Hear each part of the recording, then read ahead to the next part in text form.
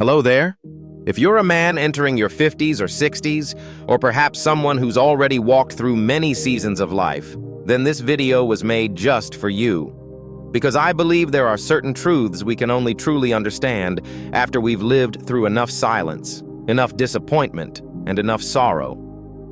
Have you ever asked yourself, what is it that makes a man truly deep when wealth, status, and praise no longer satisfy? I'd really love to hear your thoughts. Please share in the comments below. What do you value most in a man? And if you found this video meaningful, hit the like button. It lets me know you're here. Don't forget to subscribe so you won't miss the next lessons on inner peace, wisdom, and quiet strength. Thank you for being here with me today. Lesson 1. Silence. The strength of a mature man. I want you to picture this. You're sitting in a meeting. Some are interrupting, others are raising their voices, trying to sound clever and be seen. And you just sit there listening, saying nothing, simply observing. Someone turns to you and asks, "Why aren't you saying anything?" You smile, because you know silence isn't weakness. Silence is a choice. A truly strong man doesn't need to speak to prove himself. I once worked with a retired Marine officer. He was over 60. He told me when I was young, I thought being loud meant being strong. Now I understand the loudest man in the room is usually the most insecure. Stoicism calls this inner self-mastery. Marcus Aurelius once wrote, "When you're provoked, pause and ask, is this worth surrendering my peace?" Silence when it comes from awareness is a powerful statement. I refuse to be pulled into someone else's storm. I choose to remain in the calm of my own presence. I've seen many men in their 50s and 60s, after life's many tempests, begin to speak less. Not because they've run out of things to say, but because they've realized words matter less than presence. They don't need to be heard if it costs them their truth. They don't need to win an argument if it costs them the connection. They choose to step back because they've learned that a timely nod can be more powerful than 1,000 justifications. Have you ever felt that moment when you wanted to lash out, to argue, to prove you were right? But instead you paused, you stayed silent, and you felt yourself grow. Silence isn't a mask.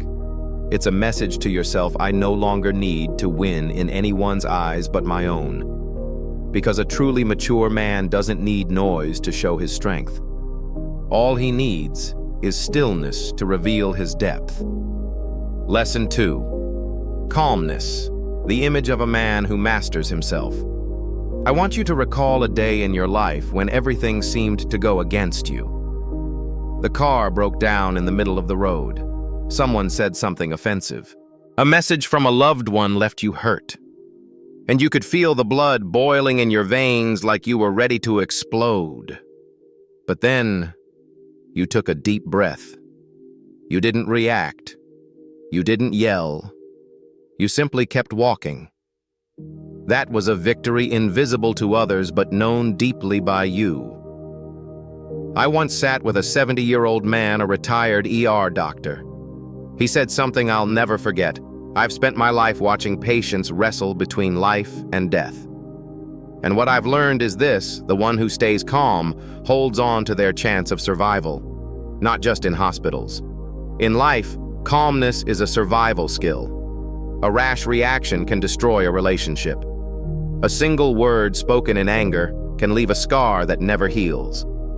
Stoicism teaches us if you don't master your emotions, you are simply being controlled by them. I remember one of my students, a former soldier, telling me about his divorce. He said, "I lost everything, not because I didn't love her, but because I didn't know how to stop before my anger did the damage." We often mistake expression for honesty, but sometimes true honesty is knowing when to stay silent. It's realizing that anger is just a passing cloud, and we are the sky far vaster and deeper. Calmness isn't apathy, it's awareness. It's the ability to pause, observe, and choose your response instead of reacting on impulse. And you know what? No one can make you lose your calm unless you allow them to. The world may be chaotic, but your inner world doesn't have to be. The older a man becomes, the more he needs a place inside to retreat to. Not in a bottle, not in loud music, but in a mind that knows how to pause. So next time someone provokes you or life corners you, try pausing. Take a breath. Don't react. Because the truly strong man isn't the loudest one. He's the one who holds on to peace in the middle of the storm. Lesson 3. No one will save you except yourself. A 65-year-old man, a former engineer, sat in front of me and whispered, "All my life I kept hoping someone would come help. A wife who truly understood me. A boss who saw my worth. A child who would one day return and call me dad. But I've come to realize no one is coming." I stayed silent, because I understood that feeling. Many men past 50 live like weary warriors. They've spent their lives fighting for others, and now silently hope anyone might finally fight for them. But you know what? The harsh truth, and also the most liberating truth, is this: no one can save you. No one is responsible for your peace but you. And that is actually a gift. When you stop waiting for the phone to ring, stop blaming the wife who left. Stop hoping your children will one day see your silent sacrifices. You begin to turn inward. You start asking, what can I do with these hands, this heart, this mind, right now? Stoicism doesn't teach us to become cold. It teaches us to take responsibility. Epictetus once said, "Don't wait for others to bring you freedom. Realize you already have it within." I once worked with a man who had been unemployed for nearly 5 years, living off benefits, once proud of the title he held long ago. When he stopped blaming the system, stopped talking about how things should have been, and began rewriting his resume, learning new skills, he began to rise again. It wasn't easy, but it was possible. I know you've been hurt. I know you've given more than you received, but you also know you can't live forever as a victim. It makes you smaller. It strips away your dignity. Freedom begins the moment you stop blaming and start acting. Next time you feel weak, when life feels unfair, look in the mirror. Look deep into the eyes of that man and ask him, can we begin again? No permission needed. No one coming to rescue us. Because that man, yes, that very man is the only one who ever could. Lesson 4. Not reacting. The wisdom of a man who's weathered the storm. An old friend of mine over 70 once told me, back in the day, if someone said one thing to offend me, I'd fire back with 3. I thought that was strength. But now I just smile. Because I've learned the more you grow, the less you need to react to everything. Do you feel that too? In our youth, we're quick to anger, quick to feel slighted, quick to strike back at any perceived disrespect. But the longer we live, the more we see not everything deserves our peace. There's a Stoic idea I deeply value. It's not events that disturb us, but our reaction to them. I once worked with a man, a high-ranking executive, now retired and living alone. One day, a young neighbor insulted him during a dispute over a parking space. I asked, "What did you do?" He just shrugged and said I stayed silent and walked inside. I didn't need to teach him a lesson. I just needed to protect myself. That, to me, is dignity. You don't have to clash with every fool on the road of life. You only need to avoid being dragged into the mud. Not reacting doesn't mean you're weak. It's one of the highest forms of mastery. It's how you preserve your energy, your calm, your character.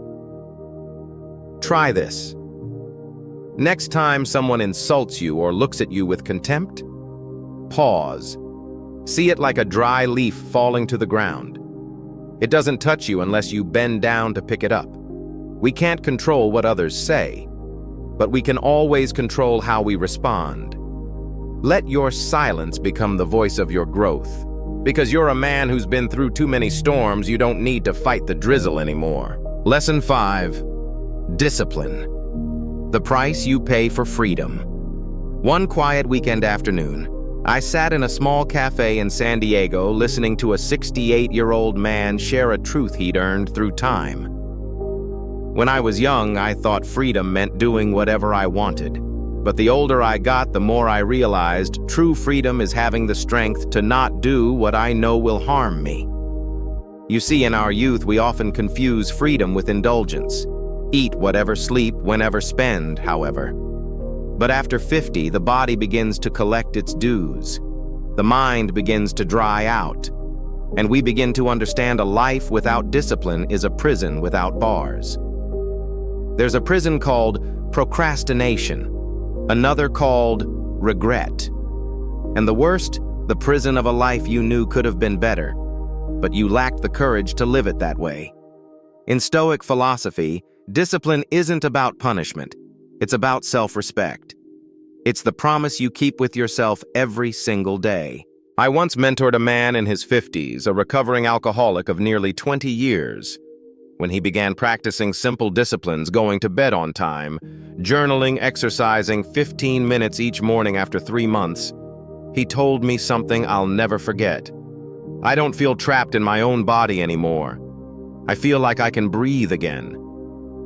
Do you understand that? When you say no to what's easy, you're saying yes to a higher version of yourself. When you keep the small promises, waking up early, not touching your phone before meditating for 5 minutes, you're building trust with the man in the mirror.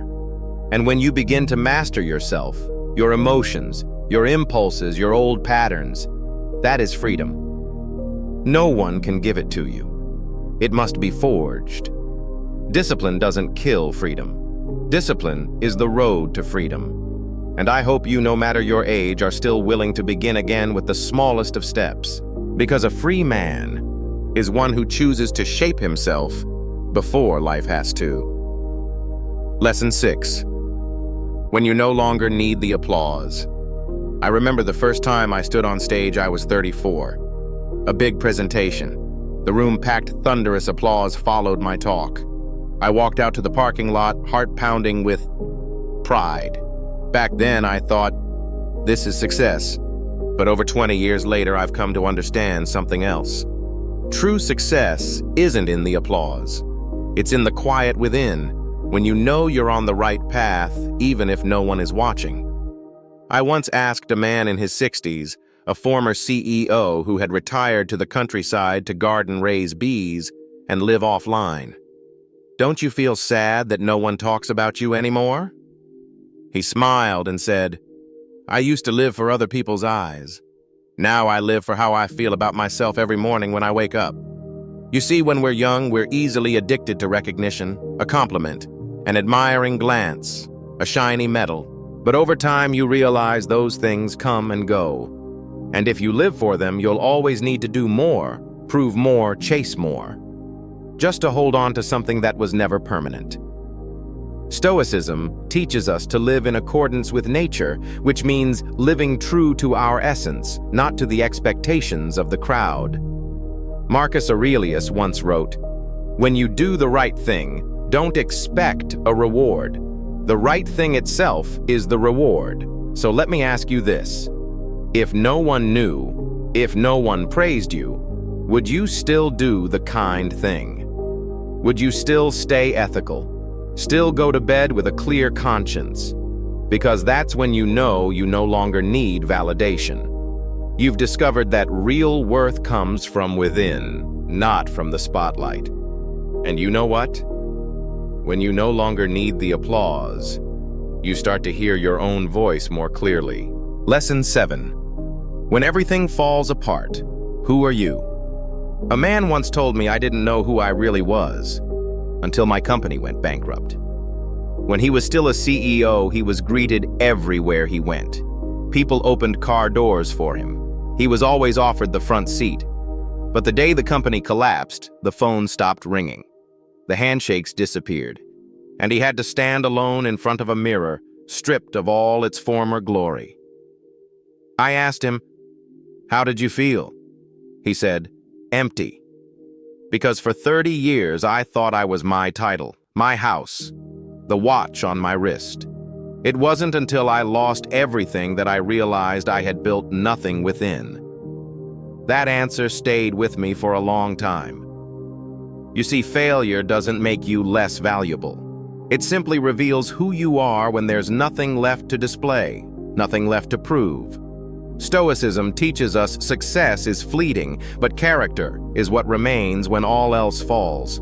I once mentored a man in his 50s, a former professional motorcycle racer. After a crash ended his career, he spiraled into depression for a year. But out of that wound, he began writing, sharing his story, mentoring injured youth. He told me something deeply sincere. The day I could no longer race fast was the day I started learning how to stand still. Do you see the paradox? When we're at the top, we're applauded. But it's at the bottom where we discover where our true strength comes from. Success is easy to flaunt. But failure, that's what tests your soul. And character, that's the one thing no one can take from you. I want you to recall a moment when you failed. You don't need to share it with anyone. Just revisit how you responded. Did you lift your head? Did you stay honest with yourself? Did you learn something from it? If you did, then you've already won in a way those who only know how to brag about success will never understand. Because a man isn't measured by what he has when all is well, but by how he rises when there's nothing left to lose. Lesson 8. The one who truly listens is the one others open up to. I once asked a man in his 60s, a vocational teacher for over 30 years, "What do you remember most about your work?" He didn't mention lectures. He didn't talk about pay. He simply said, "It was the time a student told me his parents were getting divorced." I didn't give advice. I just sat and listened. After that day, the boy started studying again. I was silent, because I understood true listening is a form of presence. Not to respond, not to win an argument, not to offer solutions, but simply to let another human being be fully themselves. The mature man, as he grows older, speaks less. Not because he has nothing to say, but because he knows every word should carry weight. And for your words to carry value, you must first learn to truly listen. Stoicism offers a profound reminder. We have 2 ears and 1 mouth so we can listen twice as much as we speak. Epictetus, the philosopher who once lived as a slave, taught that wisdom doesn't come from speaking well, but from knowing when to stay silent and learn. I once met a father, 58 years old, who complained that his 30-year-old son never listens to him. I asked, "Have you ever truly listened to your son without interrupting, judging, or trying to correct him?" He stayed silent for a long time. You see, listening isn't easy. It requires setting the ego aside. Letting go of, "I already know I'm right. I've been through this." It requires you to have enough space within to receive another person, even when you don't agree with them. And in that listening, you create wisdom. Not the kind found in books, but the wisdom of empathy, of understanding people and the world. A wise man makes others feel safe in his presence. And that doesn't come from status, not from age. It comes from being fully present, from a gaze without judgment, from ears that know when to stay silent. Try this just once today. Listen to someone truly. Don't interrupt. Don't say yes, but just listen. You may not say anything remarkable, but you'll do something extraordinary. You'll make someone feel understood. And in doing so, you'll become far wiser than you were before. Lesson 9.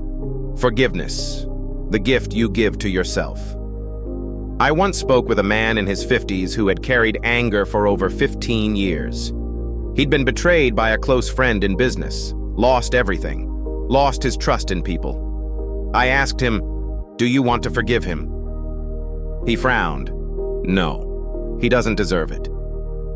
I nodded. Then I asked, "But do you think you deserve to carry that anger for the rest of your life? You see, forgiveness isn't about declaring someone innocent.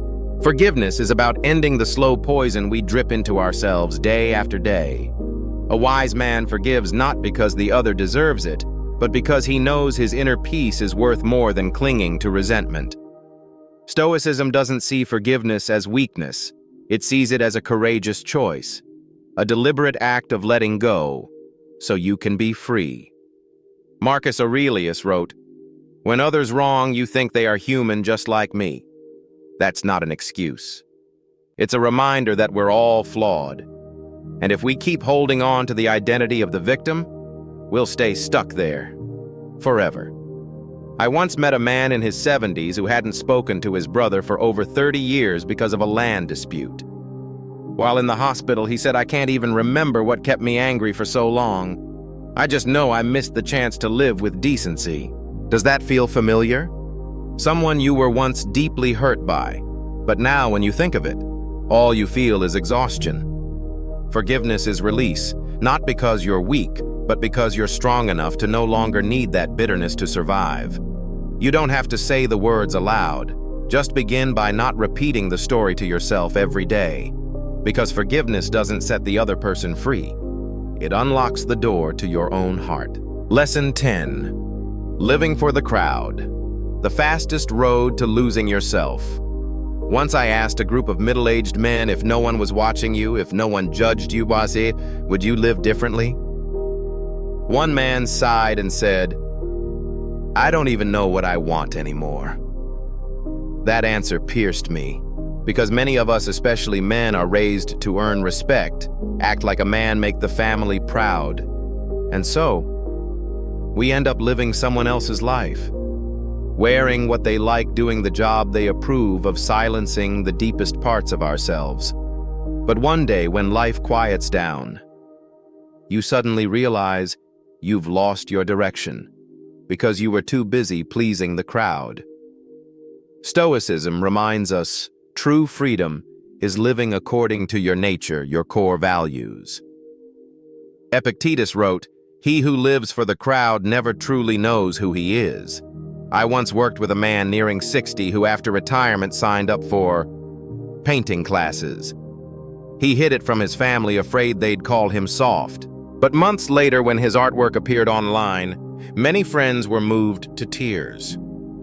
He told me, "For the first time, I felt like I was living honestly, and I'm no longer afraid." Is there something you're hiding because you fear being laughed at? A hobby, a dream, a voice inside you that's always whispered but you've never followed.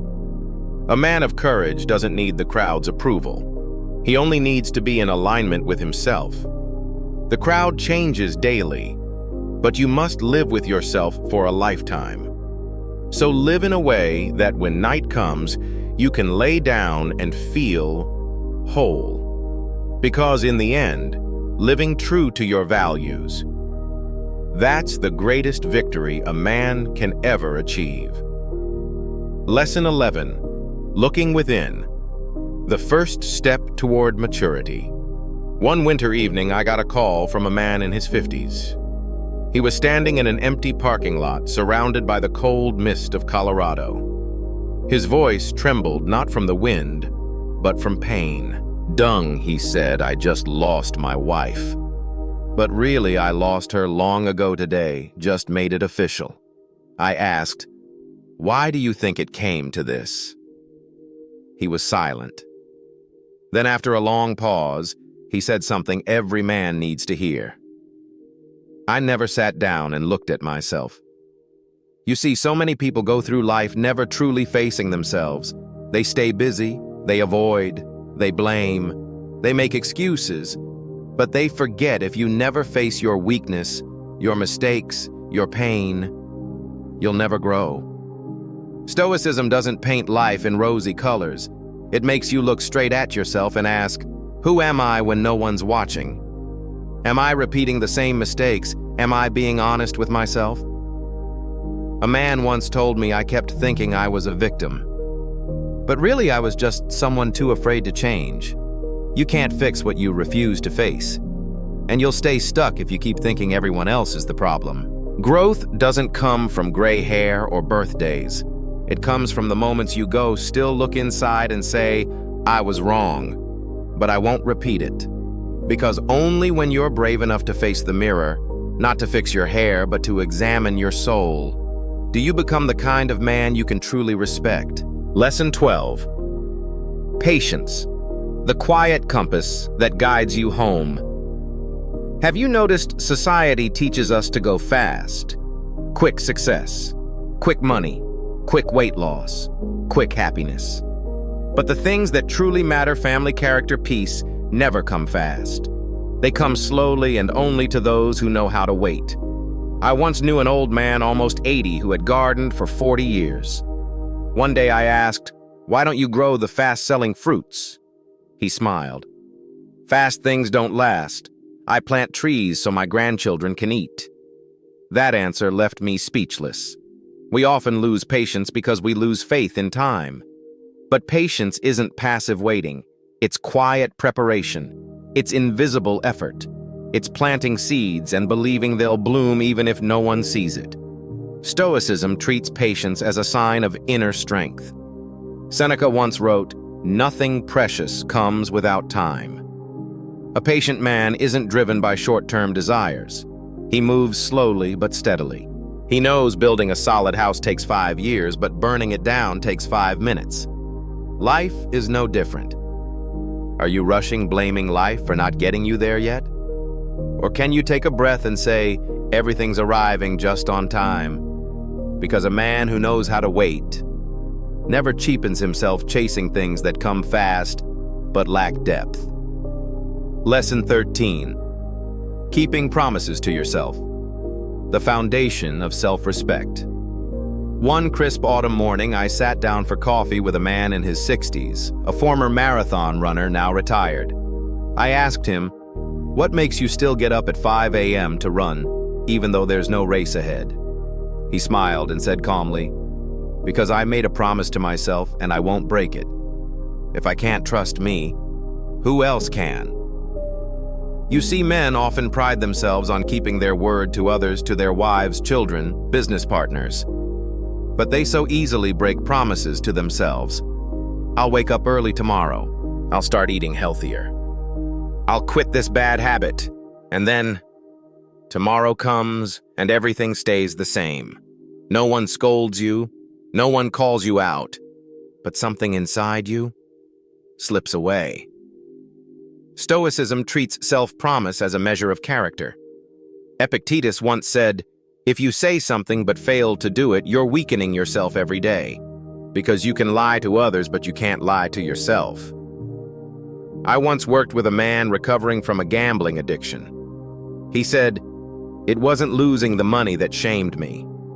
It was every time I swore I'd stop and didn't." That's when I stopped trusting myself. Self-trust doesn't just appear. It's built action by action, promise by quiet promise that you keep even when no one's watching. Every time you follow through, you're laying a solid foundation for your self-respect. You don't need a supervisor. You just need one clear reason: I keep my word, because I want to be someone I can respect. Lesson 14. Mastering yourself. The greatest victory of a mature man. I once witnessed a man shouting at his wife in public all over a small disagreement at dinner. Weeks later, he called me, his voice filled with regret. I don't know why I lost control like that. I just wanted her to hear me. I paused, then said, "You don't need to control her. You need to control yourself." You see, so many men believe that power is about getting others to obey. But true power is the ability to stay grounded even when everything around you is falling apart. Stoicism treats self-mastery as the highest virtue. Marcus Aurelius once wrote, "You can't control the wind, but you can control the sail." A mature man doesn't try to change others through force. He changes himself and lets his life be the example. He doesn't shout, doesn't impose. He simply stands firm with calm presence, with clear values, with an inner world that doesn't shake easily. I once met a father whose son battled addiction. For 3 years, the father didn't blame, didn't scream, didn't control. He simply changed himself, lived healthily, practiced meditation, and wrote handwritten letters to his son every week. After rehab, the son said, "I didn't change because Dad forced me. I changed because he showed me he deserved a better son." Mastering yourself doesn't mean being perfect. It means being consistent. You can't make someone love you, follow you, or agree with you, but you can control how you respond, how you live, how you protect your character. And that is the greatest victory no one can ever take from you. Lesson 15. True worth isn't found in what you own. Once I walked into the garage of a wealthy man, over 10 luxury sports cars lined up in gleaming rows. On the walls, designer watches, famous brand plaques, awards stacked like encyclopedias. I asked him, "What are you most proud of in your life?" He paused for a moment, then said, "I used to think it was all this. But after my father passed away, I realized no one talked about his wealth. They only spoke of how many people he helped, how kindly he lived. You see, material things are often mistaken for success, but really they're just the surface. Cars break down, watches get lost, houses get sold. But character, how you live, is what people remember most and longest. Stoicism encourages us to live simply, not to be ascetic, but to be free from dependence. Seneca once said, "We are rich not by what we have, but by what we need less of." A mature man knows the easiest things to show off are often the easiest to lose. I once met a 70-year-old man living in a modest wooden house riding an old bicycle, yet people visited him daily. He had taken in homeless kids, taught classes for free. By society's standards, he had no value, but people left his presence feeling warm, safe, and deeply respected. You can have everything and still feel empty. But a man of solid character is always full, even when he has nothing. Ask yourself each night, how did I live today if tomorrow I had nothing left to show? Lesson 16. Comparison, the silent killer of gratitude. I once sat with a friend just after he'd been scrolling through social media. He put down his phone and sighed. Everyone's got big houses, beautiful wives, smart kids. And me, well, I asked, if you hadn't seen all that, would you still feel like your life was lacking? He went quiet, then gave a bitter smile. You see, comparison doesn't just make you feel small. It kills gratitude, the one thing that lets you feel peace in your life. Stoicism is crystal clear on this.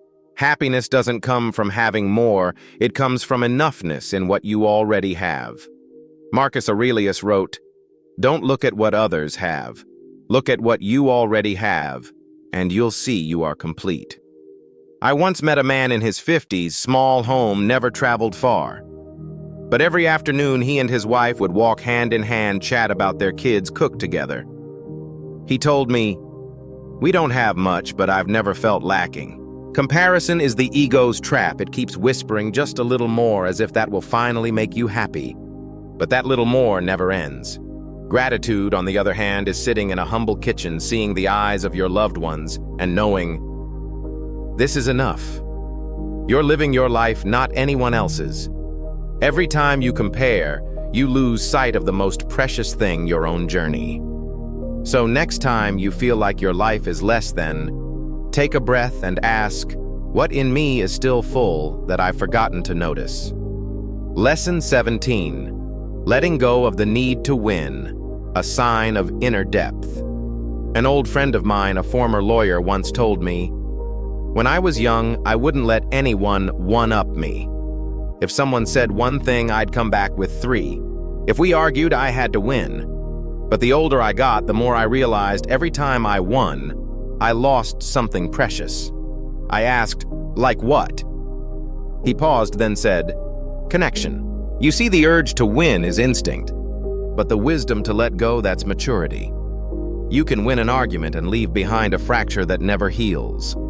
Stoicism doesn't encourage debating for the sake of ego. It teaches that truth doesn't need to shout.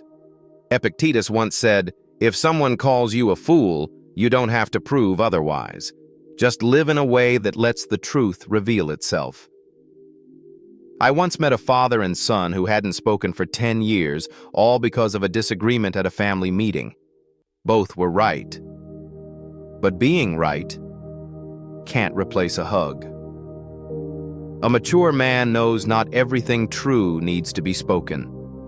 Sometimes the truest thing is silence chosen in service of something greater, love, connection, humanity. Have you ever had a moment where you won the point but felt empty inside? Or a time you yielded and felt peace instead? Not needing to win doesn't mean you've lost. It means you've chosen a higher victory over your ego, for your compassion, for your quiet strength. Because in the end, a deep man doesn't need to win in someone else's eyes. He only needs to preserve the clarity of his own heart. Lesson 18. Listening to yourself. The journey back to what's true. A man in his late 50s once told me shortly after retiring, "I have so much time now, but no idea what to do with it. For 30 years, I lived by someone else's schedule, the company's, my family's, society's. And now, I realize I haven't heard my own voice in a very long time." Does that feel familiar? In a noisy world filled with advice, expectations, and endless social noise, the inner voice becomes faint, almost silent. But that voice is your true compass. It leads you home to the life you were meant to live. Stoicism teaches that truth doesn't lie in the crowd, but in the stillness within. Marcus Aurelius once wrote, "Retreat into yourself. The inner self is your refuge. You don't need someone to tell you what to do if you're quiet enough to hear what you truly want." I once mentored a man facing a major choice: retire to the countryside and live simply, or keep his high-paying, high-pressure job. Society told him to stay. Family worried about money. But whenever he was alone, the thought of a quiet rural life made his heart lighter. In the end, he chose to listen to himself. Today he lives on the outskirts of the city growing vegetables and journaling. He's not richer. He's not more famous. But he's at peace. Are you listening to yourself, or just living for the applause of others? Remember, the inner voice doesn't shout. It doesn't grab the mic. It doesn't argue. But if you listen, it will guide you toward the truest path, even if that path goes against the world. Because at the end of the day, you are the only one who has to live with you. So don't let the noise of the world drown out the wisdom of your heart. Lesson 19. Living authentically. The doorway to inner depth. I once knew a man, a PhD voracious reader of hundreds of books a year, eloquent, deeply knowledgeable. And yet he once told me, "I know many things, but I've lived very little of them." That sentence left me still. We live in the age of information where knowledge is a click away. But the more we know, the more we sometimes drift from ourselves. You know everything: how to meditate properly, how to eat clean, how to communicate well. But are you living what you know? Stoicism never glorified knowledge for its own sake. It demanded alignment to live in accordance with your values. Epictetus once said, "We don't study philosophy to sound clever, but to live more kindly." I once mentored a man in his 50s, an educator.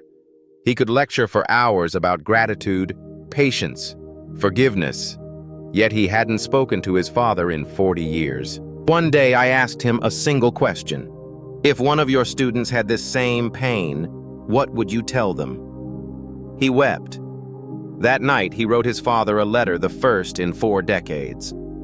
Do you see? Depth doesn't come from how much you read or how well you speak.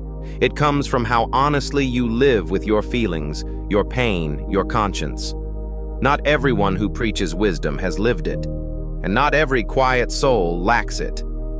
Some say nothing, but every action of theirs is a living philosophy. You don't need to learn more to be a better human. You need to pretend less. Drop the act. Drop the role. Stand in front of yourself as your most honest friend. Ask yourself, am I truly living or just playing a role to be accepted? Depth doesn't come from what you know, it comes from how bravely you live your truth day by day. And when you live honestly, you don't need to recite philosophy to be great. The way you live becomes the philosophy itself. Lesson 20. The past can't be changed, but you can change how you carry it. I once met a man in his 60s who carried a wound from his youth. He had lived nearly his entire life in silence, hiding memories of abandonment, betrayal, and being made to feel small. One day I asked him, if you could go back, what would you do differently? He answered slowly, I wouldn't redo anything. I just wish I had learned to let go sooner. You see, we can't change the past. We can't erase what's already happened. But what we can change is our relationship to it. Many men live as if dragging a heavy train car behind them. Every wrong decision, every old scar, every regret becomes baggage we refuse to let go of, yet can barely carry. Stoicism doesn't ask you to forget the past. It simply teaches us to learn from it and then put it down. Seneca once wrote, "The time that has passed is no longer ours. Don't let it rob you of the present." I once worked with a man who got divorced at 55. For 10 years, he lived in guilt, never starting a new relationship, never allowing himself happiness, convinced he didn't deserve it. One day he asked me, "Do you think I still have a chance?" I answered, "The better question is, will you allow yourself to live or keep punishing yourself for something you can't undo? The past is just one chapter in the book of your life. If you keep rereading it every day, you'll never write the next one. You don't have to forget. But you do have to forgive not just others, but yourself. And when you do, you step into a kind of freedom that youth can't comprehend. A quiet, profound freedom born from acceptance and from kindness toward yourself. Today, you don't need to start over. You simply need to stop and stop dragging what no longer belongs to you. Thank you for taking the time to sit with me today. I know life isn't always easy, especially as we step into our 50s and beyond. There are things we can't put into words, and pains only we ourselves truly know. But you're not alone. We men who have walked through the years still have the power to learn to heal, to live more deeply, if we're willing to pause and look within. If today's lesson touched something in you, don't hesitate to leave a comment. Your story may just be the inspiration someone else needs. And if this feels like a journey worth walking, hit subscribe so we can meet again in the next lesson. Gently, slowly, but with purpose. I'll see you in the next video where we'll sit down once more, like old friends learning together how to become calmer, wiser men from the inside out.